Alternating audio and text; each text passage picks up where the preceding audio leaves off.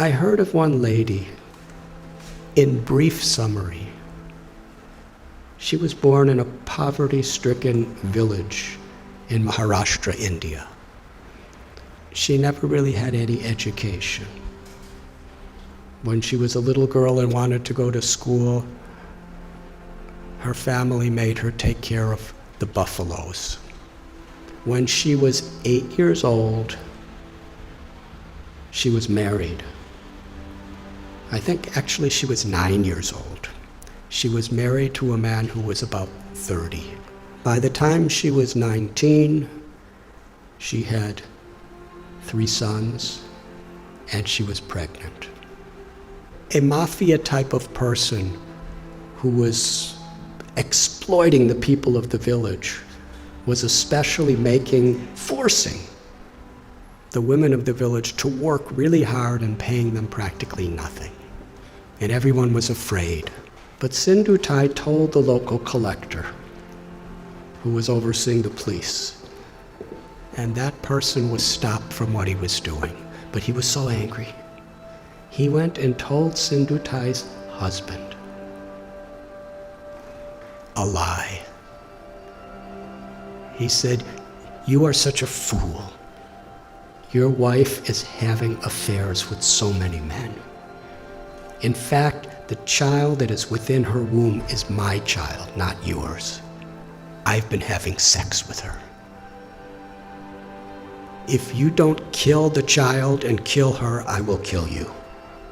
So the husband, the girl's 19 years old, he kicked her in the chest, not in the chest, in the stomach, repeatedly, to kill her and the child. She laid unconscious. He thought she was dead. So he dragged her to a cow shed where a whole herd of cows are being kept, thinking that people will feel that the cows just trampled her and that's how she died. So she laid there unconscious. And when she woke up, she said, she found one cow standing right above her, protecting her. There were all these buffaloes and oxen and cows walking, and they would have certainly trampled her, but this cow was keeping everything away from her. And even when the in-laws came to make sure she was dead, the cow chased them away with their horns and stood over her. She came to consciousness and gave birth to a baby girl under the cow. And she said she took a rock and cut her umbilical cord. Took about 20 slices to get free from it. And for hours and hours, the cow protected. And Sindhutai, when she got enough strength, she embraced the cow and promised, "As you protected me when I was in great need, I will protect others who are in need." It's a long story, but no one would have her back. Her own family rejected her, her biological family, because according to their tradition, once you're married, you could never come back home. A foolish tradition, as many are these days. In order to not be exploited, she was sleeping in a crematorium with her little baby child. And she would collect wheat that people would put around the dead bodies, and she'd mix it with water and cook it on the fires of the dead corpses. It became such a depressing life for her. She decided, I don't want my child to live like this. So she was going to commit suicide. She went to a railway track with her child in her arms and laid waiting for the train to crush them.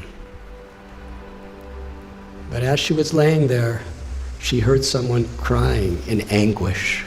So she got up and she found an old man who was crying out. He was crippled.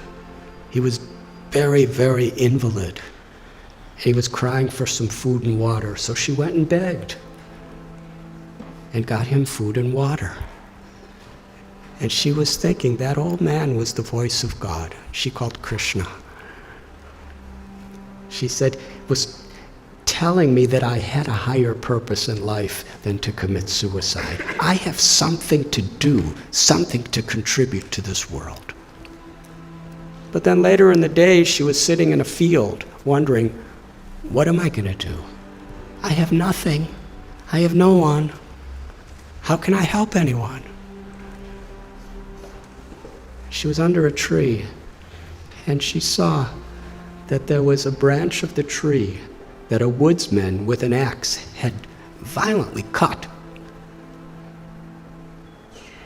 The branch was just hanging by a single string. But that branch was giving her and her child shade.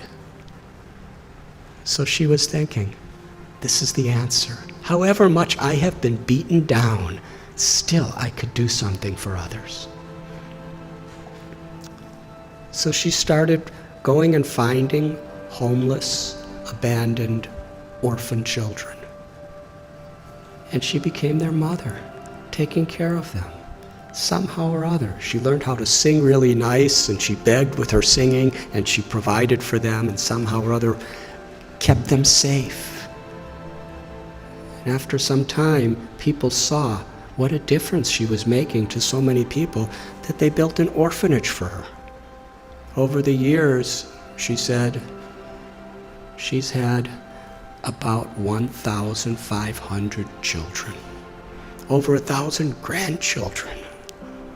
And she's made a tremendous difference in her life. All of her children have a great education. Many are doctors and lawyers and farmers, something she never had.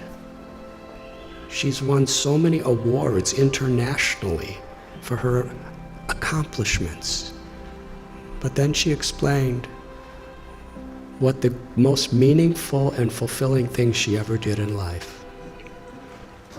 Years and years later, after the president of India gave her awards and governors of states and international awards, this really old man came to her orphanage. He was starving. He was sick. He was homeless. He was asking for shelter. After a few minutes, she recognized this was her ex-husband, the person who tried to murder her maliciously. She said to him, when you left me to die, I was homeless in rags. Now you're homeless in rags, and I have a nice place with so many people. She said the most meaningful thing in her life is she forgave him. And she said, I will give you shelter, but I'm not your wife. I'm your mother. And when people would visit the orphanage, she would introduce him. This is my eldest son, and sometimes he's very naughty. She told a story. It moved me.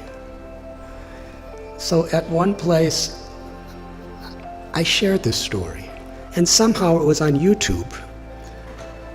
And in her orphanage, someone showed it to her.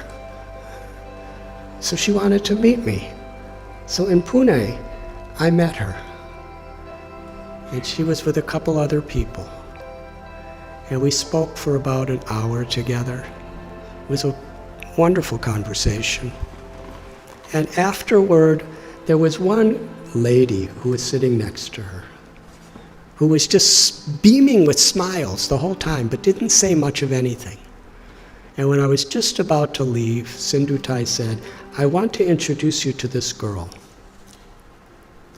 She's the one who was born under the cow. She's now a medical doctor, and she's taking charge of one of our orphanages. And then she said to me, I consider all of the tragedies in my life to have been gifts to empower me to make a difference to others. She considered it all the grace of God. She said, "My life has been a road with many thorns, but I made friends with those thorns, and my life became beautiful, and I could give beauty to so many other people's lives." That's one little example of influence without affluence. The power of compassion is far greater than anything that money can do. But when money and knowledge and strength and skills are built on the foundation of that compassion, then not only is our own life enriched beyond our comprehension, but we could make such a difference. We can have such an influence in the world. Each and every one of us, whoever we are, because everyone is so inherently special. And nothing and no one can take that away from us, as long as we are aware. To be an instrument of compassion, an instrument of grace, is the true influence beyond affluence. Thank you very much.